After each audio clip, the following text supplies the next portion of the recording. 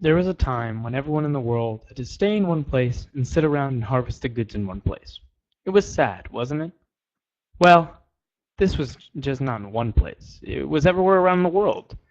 And it even included the apparent greatly developed European Union. The agricultural revolution began in Great Britain in the 18th century.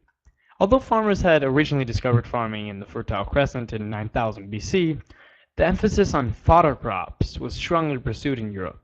These crops include barley, wheat, clover, ryegrass, and turnip.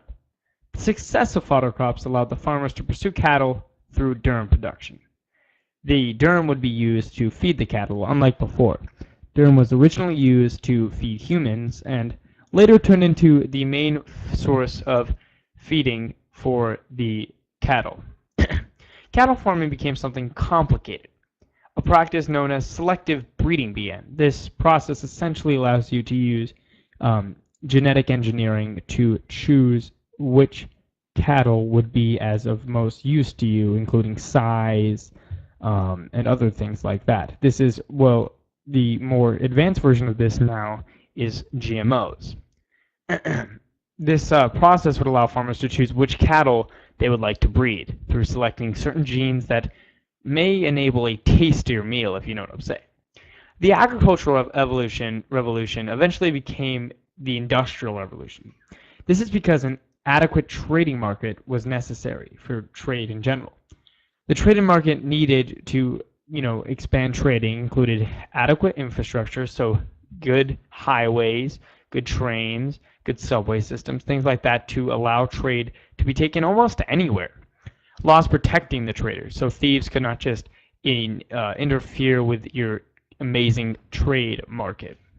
And as stated before, in the infrastructure, decent means of transportation, subway, metro, all these other means of transportation that were so essential to these people.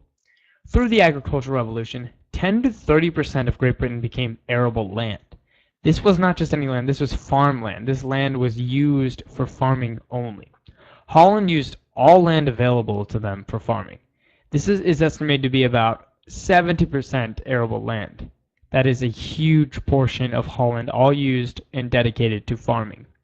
Water meadows were used during the late 16th century through 20th century to pasture livestock when they were wintered on the hay. Connecting to today, farming became a business opposed to being a subsistence for life. Originally, farming was something to keep the food on the table, keep the kids alive, essentially. You wouldn't be gaining a profit, but you wouldn't be losing anything. You'd be going to a bunch of different farmers markets to sell your profit. You'd be selling your profits to smaller markets to sell your profit. Through this, you would lose mostly any profit that you got. So you essentially had to get the life necessities, food, water, and because you'd have a lot of kids, that stuff too. Farming grew into a capitalist market where farmers were forced to become competitive to be successful. This created good competition that resulted in profit and, sadly and unfortunately, sometimes failure. That's what you get for being in a capitalist market. Seed planting was also common during the agricultural revolution in Europe.